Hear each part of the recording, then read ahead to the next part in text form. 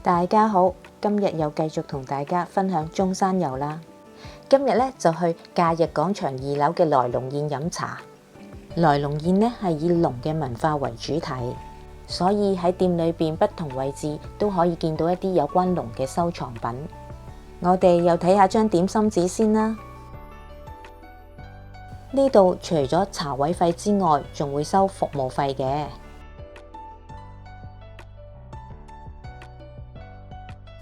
呢度最出名就係佢嘅荔枝紅茶啦。佢嘅紅茶好有荔枝嘅香味，大家如果嚟到都可以點嚟試下㗎。呢個係迷你蠔仔烙，個蠔烙都炸得好酥脆同埋香口，但係我就略嫌佢乾身咗啲。夾開嚟睇，蠔嘅數量都唔係好多，我就比較鍾意食煎嘅蠔餅啦。今日就冇叫到水冬芥啦，叫咗個米湯浸桑葉試下。米湯加桑葉，好味又有營養，呢個配搭都唔錯㗎。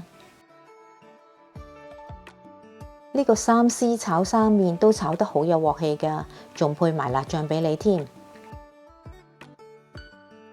而醬黃蒸鳳爪呢，就蒸得好入味，唔會過鹹，味道都唔錯。呢個係五福糯米糍，個皮好軟糯，唔黐牙，但係我就嫌佢啲餡料少咗啲啦。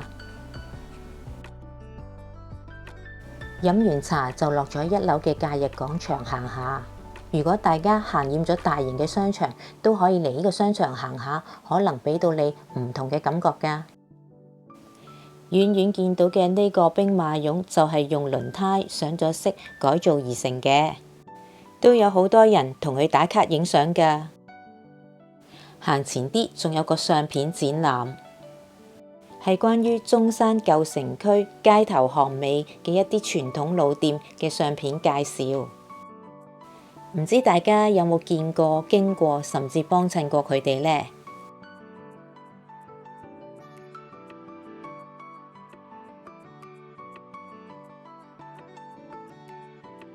呢度有一張網紅店愛群茶樓嘅相片，大家又有冇去過呢間網紅店飲茶呢？呢間南涌餅家都幾出名㗎，今次都有經過。經過嘅時候見佢清拆緊屋頂嘅外牆，所以就冇幫襯到啦。呢度有個模擬嘅涼茶鋪展覽，都係一個唔錯嘅打卡點嚟㗎。而商場嘅另外一個特色係沿路都有好多藝術品嘅擺設，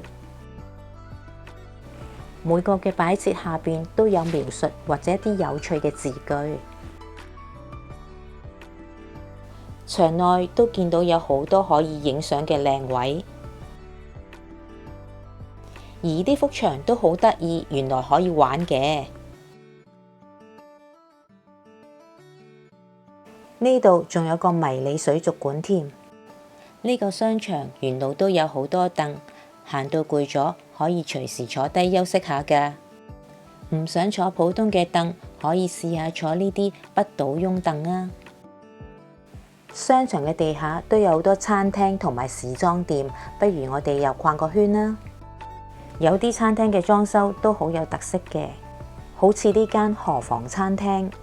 啲座位好似成張床咁，好得意㗎。而環境佈置呢就好有舊歷史嘅味道。仲有呢間小城有餘嘅餐廳，佢樓下係中式嘅擺設，而樓上呢就係西式嘅風格，主打係食融合菜嘅。呢度除咗餐廳，仲有好多時裝店㗎。我都好鍾意過嚟睇衫，因為啲衫貼潮流得嚟，又有風格，而且質地都唔錯。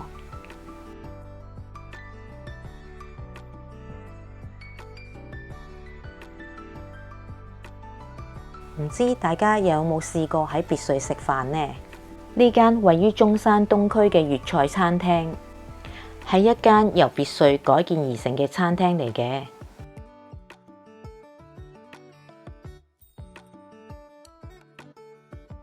入門口係一個細細嘅小庭院，呢個小庭園唔算係好大，但係俾人一個寧靜同埋舒服嘅感覺。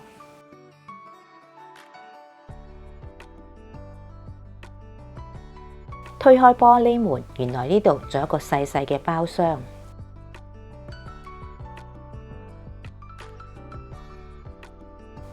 呢度係佢嘅大廳，佈置同埋燈光都好簡潔同埋舒服。呢個係雞骨草豬橫脷湯，而呢個就係花旗參燉烏雞湯啦。兩個湯嘅味道都係偏清淡嘅。呢條係蒸黃腳臘，啲魚肉都好有鮮味。食住家菜，又點少得呢個菜脯蒸肉餅呢？肉餅嫩又唔油膩，啱晒大人同埋細路仔食啦。個紅葱頭雞雞肉嫩滑，就係略嫌佢個紅葱頭少咗啲。個灼菜心都唔錯，又嫩又甜。跟住就去咗睇戲，今次睇《射雕英雄傳》。今次揀咗喺萬象匯嘅中影國際影城度睇戲。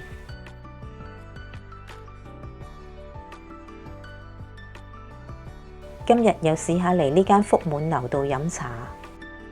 嚟嘅時候時間仲早，所以就唔使等位啦。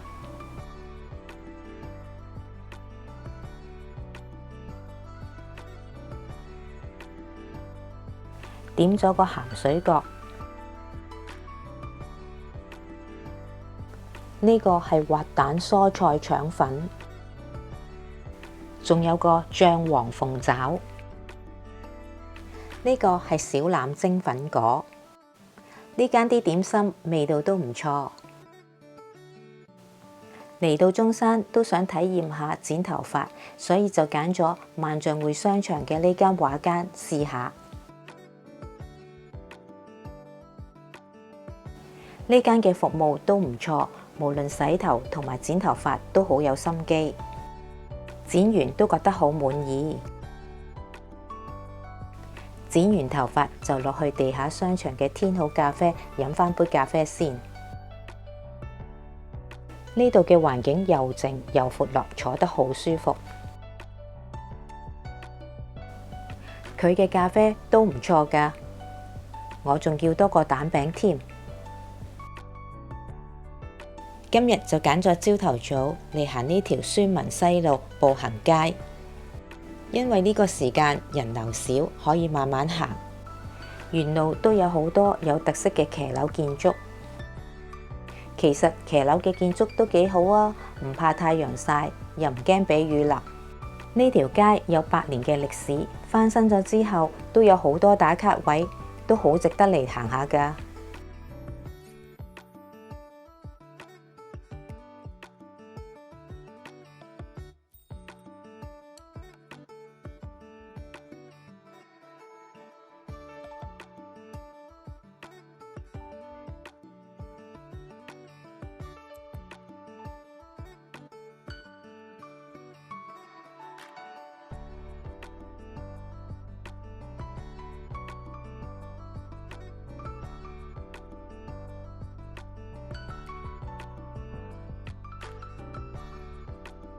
行到呢度，我見到我最鍾意食嗰間宮廷桃酥，以為呢間宮廷桃酥淨係順德先有，原來中山都有。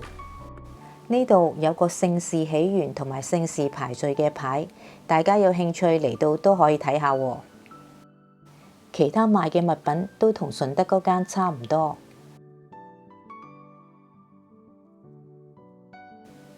既然鍾意食，當然又再買返幾盒啦。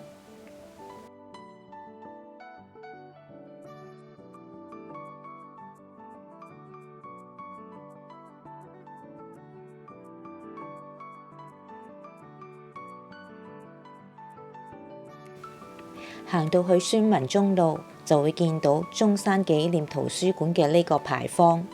原來穿過牌坊入去就係西山寺啦。呢間西山寺係好有歷史嘅，喺明朝嘅時候已經有㗎啦。所以見到呢度都有好多賣香燭嘅店鋪。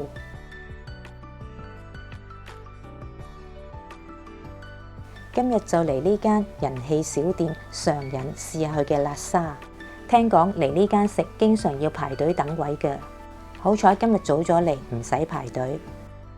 點咗個雞扒辣沙檬粉同埋海鮮辣沙檬粉，個湯底唔係好濃味嘅辣，就份量同埋價錢嚟睇，絕對係大份夾抵食㗎。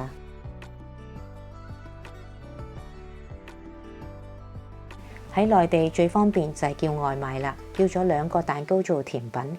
今日就同大家分享到呢度，喜歡我嘅影片請訂閱點讚，同埋將影片分享俾你朋友啊！俾啲鼓勵我繼續拍片剪片同大家分享啊！下條片中山遊3再見啦！